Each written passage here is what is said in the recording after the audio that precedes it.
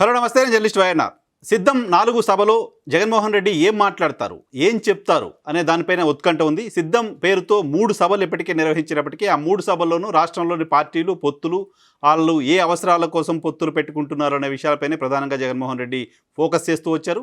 తమ పార్టీ కార్యకర్తలని ఎన్నికలకు సన్నద్ధం చేస్తూ వచ్చారు. పార్టీ కార్యకర్తలకు తాను ఏం చేశానో చెప్తూ వచ్చారు. పార్టీ కార్యకర్తలు ఎందుకు ఎన్నికల్లో వైసీపీని గెలిపించడం కోసం పనిచేయాలనే విషయాన్ని చెప్తూ వచ్చారు.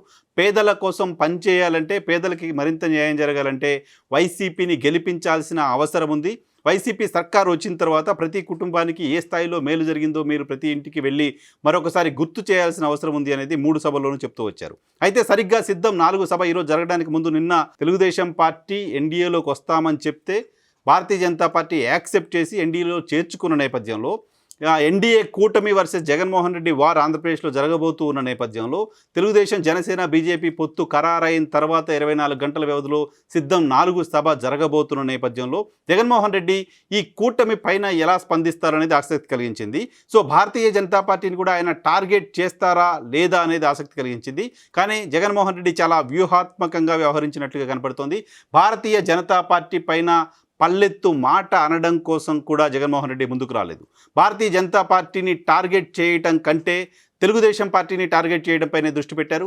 భారతీయ జనతా పార్టీని ఆయన అన్నది ఒకే ఒక మాట, గత ఎన్నికల్లో 100 కంటే తక్కువ ఓట్లు వచ్చిన పార్టీతో కూడా పొత్తు కోసం చంద్రబాబు నాయుడు వెంపర్లాడుతున్నారంటే, వాళ్ళతో పొత్తు కోసం పడిగాపులు పడుతున్నారంటే చంద్రబాబు గుండెల్లో జగన్మోహన్ రెడ్డి ఏ స్థాయిలో రైళ్లు పరిగెడుతున్నారో అర్థం చేసుకోండి అన్నారు. ఇది బీజేపీని విమర్శించినట్లుగా చూడాలా, చంద్రబాబు నాయుడు గారిని, ఆయనలో ఉన్న ఆందోళనని ప్రజలకు చెప్పే ప్రయత్నంగా చూడాలా అనేది డిసైడ్ చేసుకోవాల్సి ఉంది. సో ఇక్కడ రెండో దానికి ఎక్కువ అవకాశం కనపడుతుంది. చంద్రబాబు భయపడుతున్నాడు అనేది చెప్పడానికి మాత్రమే భారతీయ జనతా పార్టీకి 100 కంటే తక్కువ ఓట్లు వచ్చాయనే ప్రస్తావనని జగన్మోహన్ రెడ్డి సభలో చేశారు. దాంతోపాటు భారతీయ జనతా పార్టీని మాత్రమే కాకుండా కాంగ్రెస్ పార్టీని కూడా గాడిన కట్టేశారు. ఈ 3 పార్టీలని కలుపుకొని మరో పార్టీని జేబులో పెట్టుకొని నాపై యుద్ధానికి చంద్రబాబు నాయుడు వస్తున్నారని చెప్తున్నారు. సో కాంగ్రెస్ కూడా టీడీపీ తోటే ఉంది అనే ప్రస్తావన ఇక్కడ తీసుకురావడం ద్వారా భారతీయ జనతా పార్టీకి ఒక విషయం చెప్పదలుచుకున్నారు. చంద్రబాబు నాయుడు మీతో మాత్రమే కాదు, కాంగ్రెస్తో కూడా కలిసే ఉన్నారు, టేక్ కేర్ అనే విషయాన్ని జగన్మోహన్ రెడ్డి సభా వేదికగా భారతీయ జనతా పార్టీ నాయకత్వానికి చెప్పేందుకు ప్రయత్నం చేసినట్లుగా అర్థమైంది.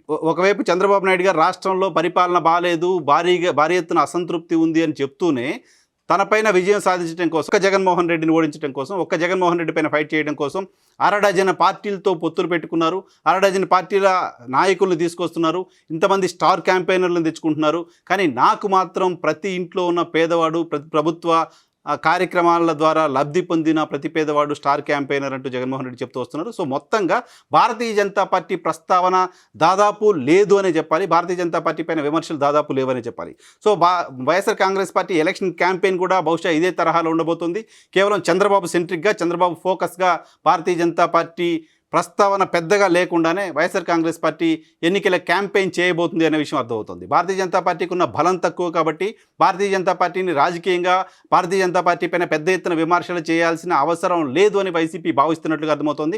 ప్రధానంగా ఫోకస్ చేయాల్సింది తెలుగుదేశం పార్టీ పైనే అనే విషయాన్ని జగన్మోహన్ రెడ్డి సభ ద్వారా చెప్పినట్లయింది. గత సభల్లో పవన్ కళ్యాణ్ పైన విమర్శలు చేశారు. అలాగే కాంగ్రెస్ పార్టీకి సంబంధించి ప్రధానంగా షర్మిల ప్రస్తావన కూడా ఇండైరెక్ట్గా తీసుకొచ్చి విమర్శలు చేశారు. కానీ ఈ సభలో మాత్రం పవన్ కళ్యాణ్ కంటే, భారతీయ జనతా పార్టీ కంటే, కాంగ్రెస్ పార్టీ కంటే చంద్రబాబు ఫోకస్గానే ఆయన ఎన్నికల క్యాంపెయిన్ చేస్తూ వచ్చారు. చంద్రబాబు గతంలో ఆయన ప్రభుత్వంలో అధికారంలో ఉన్నప్పుడు ఏం చేశారనే విషయానికి సంబంధించిన ప్రస్తావన తీసుకొస్తూ వచ్చారు. సో ఆయన అధికారంలో ఉన్నప్పుడు ఏం చేయలేదు, 5 ఏళ్లలో మనం ఇన్ని కార్యక్రమాలు చేశాము, ఇప్పుడు వచ్చి కొత్తగా ఏదో చేస్తామనే ప్రయత్నం చేస్తున్నారు.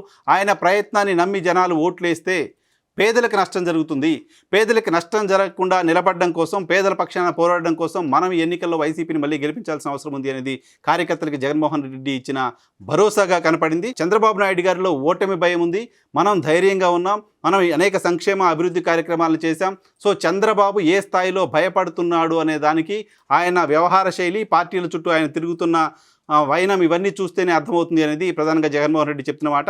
సో భారతీయ జనతా పార్టీ విషయంలో జగన్మోహన్ రెడ్డి సైలెంట్గా ఉండడం ద్వారా భారతీయ జనతా పార్టీ పట్ల తనకు వ్యతిరేకత లేదు, భారతీయ జనతా పార్టీ ఏ పరిస్థితుల్లో తెలుగుదేశం పార్టీతో పొత్తు పెట్టుకోవాల్సి వచ్చింది, తెలుగుదేశం పార్టీ వెళ్ళి అక్కడ పడిగాపులు పడి పొత్తు కోసం వెంపర్లాడటం కారణంగానే భారతీయ జనతా పార్టీ పొత్తు పెట్టుకుంది అనే విషయాన్ని జగన్మోహన్ రెడ్డి గారు అర్థం చేసుకుంటున్నారు అనిపించింది స్పీచ్ చూసినప్పుడు. సేమ్ టైం భారతీయ జనతా పార్టీని, కాంగ్రెస్ పార్టీని రెండింటిని కలిపి రాష్ట్ర విభజనలో భాగస్వామ్యులైన పార్టీలతో చంద్రబాబు నాయుడు కలిశారని చెప్పడం ద్వారా రాష్ట్ర ప్రజలు రాష్ట్ర విభజనకు కారణమైన పార్టీలతో చంద్రబాబు నాయుడు కలిసి ఉన్నారు, ఆయన అధికారం కోసం ఎవరితోటైనా కలుస్తారనే విషయాన్ని ఆలోచించండి అంటే ఒక అప్పీల్ జగన్మోహన్ రెడ్డి చేసినట్లుగా అర్థం చేసుకోవాల్సిన అవసరం ఉంటుంది. మొత్తంగా ఈ మూడు సభలకు సంబంధించిన స్పీచ్లతో పోలిస్తే జగన్మోహన్ రెడ్డి ఈరోజు సిద్ధం 4 సభలో చేసిన స్పీచ్ చాలా కాన్ఫిడెంట్గా కనపడింది, చాలా లెంతీ స్పీచ్గా కనపడింది, చాలా కాన్ఫిడెంట్గా గెలుస్తామనే ధీమా పూర్తి స్థాయిలో ఉన్నట్లుగా ఆయన ప్రసంగం శైలిని చూస్తే అర్థమైంది. అంతేకాదు ఆయన మొత్తం తన ప్రసంగంలో ఓడిపోతాననే భయం, అధికారం పోతుందనే ఆందోళన తనకేమాత్రం కూడా లేదు అనే విషయం చెప్తున్నారు, గెలుస్తామనే ధీమాను వ్యక్తం చేస్తూ ఉన్నారు. సో గెలవడం పేదలకు అవసరం అనే విషయాన్ని చెప్తూ వస్తున్నారు. పార్టీలన్నిటితో చంద్రబాబు పేద ప్రజలతో నేను ఎన్నికలకు వెళ్తున్నాను అనే విషయాన్ని జగన్మోహన్ రెడ్డి సభ వేదికగా చెప్పినట్టుగా అర్థం చేసుకోవచ్చు. మొత్తంగా బై అండ్ లార్జ్ మనకు అర్థమవుతుంది సభ ద్వారా కేవలం చంద్రబాబు టార్గెట్గా, చంద్రబాబు సెంట్రిక్గా జగన్మోహన్ రెడ్డి ఎన్నికల క్యాంపెయిన్ పైన చేయబోతున్నారు అనే విషయం సభలో ఆయన ప్రసంగాన్ని చూస్తే అర్థమవుతోంది.